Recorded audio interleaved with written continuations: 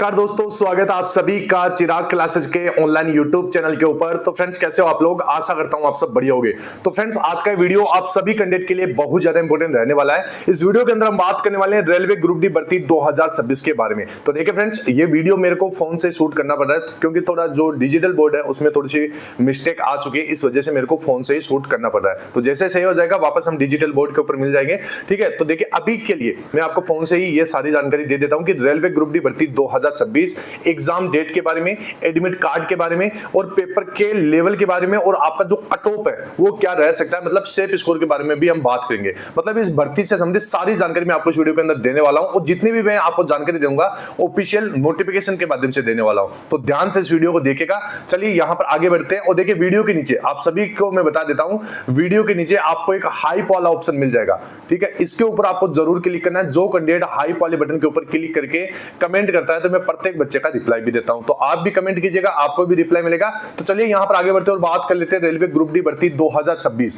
ठीक है। इस वीडियो के अंदर देखिए, मैं आपको एग्जाम डेट, एडमिट कार्ड और कट ऑफ के साथ साथ देखिए परीक्षा पैटर्न भी बताऊंगा, सिलेबस बताऊंगा और पूरी रणनीति में आपको साथ शेयर करने वाला हूं। तो ये वीडियो बहुत ज्यादा इंपॉर्टेंट रहेगा।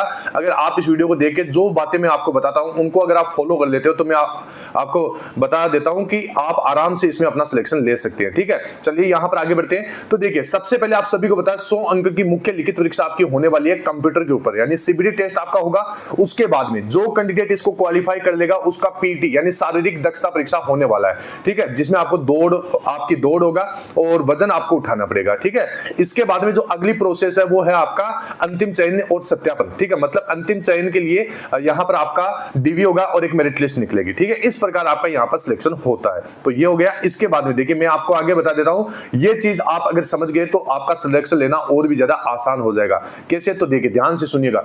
इसमें देखिए, पेपर का जो स्ट्रक्चर है आप सभी को पता होगा। इसमें आपके 100% रहते हैं, 100 अंक का आपका ये पेपर होता है, ठीक है। टोटल यहां पर यानी 90 मिनट या 1.5 घंटे का आपके पास समय रहता है। ध्यान से देख लीजिए।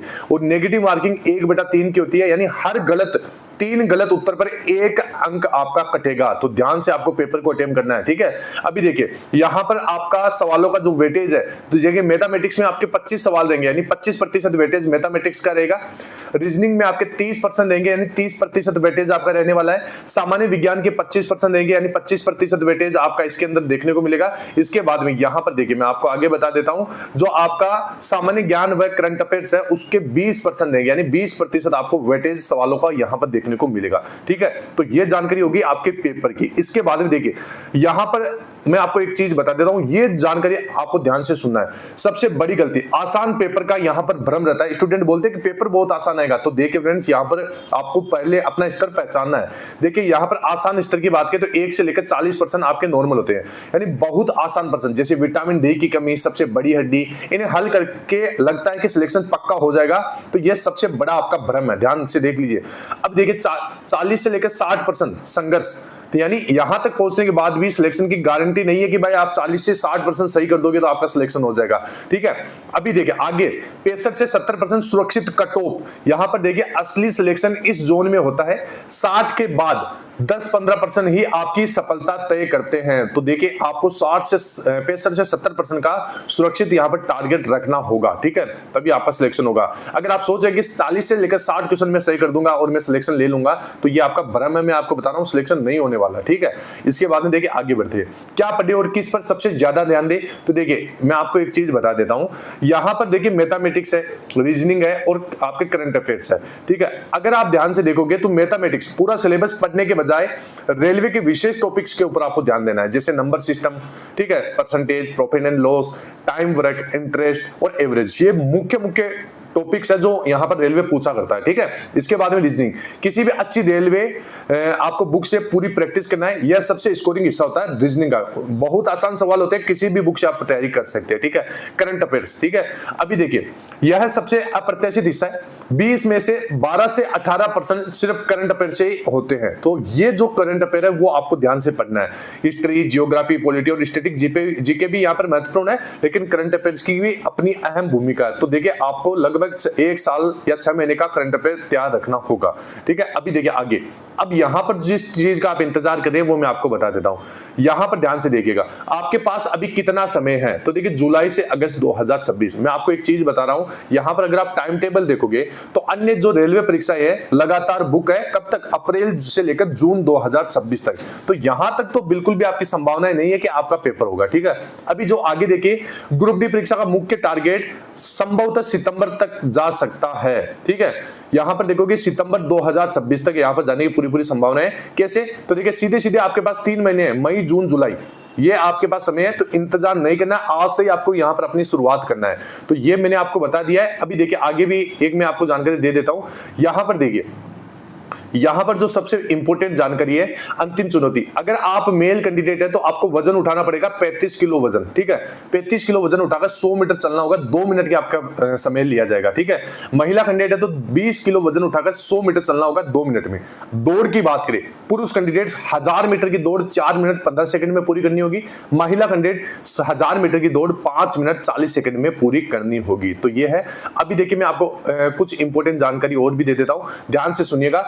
आज से अपनी तैयारी को अपनी रफ्तार देना है, ज्यादा से ज्यादा। देखिए सबसे पहले सिलेबस को पूरा करना है, प्रीवियस ईयर के पेपर आपको देखना है कि किस प्रकार के टॉपिक यहां पर आपके पूछे जा रहे हैं। ठीक है, उसके बाद में आपको उन्हीं टॉपिक्स की अच्छे से तैयारी करना है, मॉक टेस्ट लगाना है, और मॉक टेस्ट लगाने के बाद फुल एनालिसिस करना है, तभी सिलेक्शन होगा। तो देखिए लिखित परीक्षा सीबीटी और शारीरिक दक्षता परीक्षा, इन दोनों की साथ के साथ तैयारी करना होगा। समय पर्याप्त है, लेकिन केवल उन्हीं के लिए जो रोज तैयारी शुरू करेंगे। ठीक है, आज से ही तैयारी शुरू करेंगे। इसके बाद में लिखित परीक्षा सीबीटी के साथ साथ हल्का ध्यान फिजिकल पर भी आपको देना होगा, और आसान सवालों के भ्रम से बचे 100% सटीकता के साथ 65 से 70 का लक्ष्य यहां पर आपको टारगेट करना चाहिए। ठीक है, तो देखिए मेरे से जितनी जानकारी यहां पर बन पा रही थी वो मैंने आपको दे दी। अब देखिए यहां पर एक चीज मैं बता रहा हूं, यहां पर आपके पास समय देख लीजिए कितना है, लगभग सीधे 3 महीने है। तो देखिए आपको जो अपना सिलेबस है उसको उठाना है, सिलेबस के एक टॉपिक को यहां पर आपको कवर कर लेना है। ठीक है, उसके बाद में जैसे ही आपका 60 से 70% सिलेबस कंप्लीट हो जाता है, आपको मॉक टेस्ट लगाना स्टार्ट देना है। और मॉक टेस्ट लगाना कैसे है, मैं आपको एक चीज बताता हूं। आप सबसे बड़ी गलती क्या करते हैं, मॉक टेस्ट लेते हैं, ठीक है, उसको लगा देते हैं और देख लेते हैं ये सही है गलत, लेकिन सही गलत देखना ही नहीं है, उनको हल करने की कोशिश करना है कि भाई मेरी ये गलती क्यों हुई और इस गलती की क्या कारण है, क्या वजह है। ठीक है, उसको पहचानना है, और जो भी मिस्टेक्स है आपको एक डायरी के अंदर नोट डाउन कर लेना है, और उसके बाद में उन्हीं की ज्यादा से ज्यादा आपको प्रैक्टिस करना है। जब तक आप पहला प्रैक्टिस सेट अच्छे से एनालिसिस नहीं कर लेते, दूसरा आपको मॉक टेस्ट नहीं लगाना है।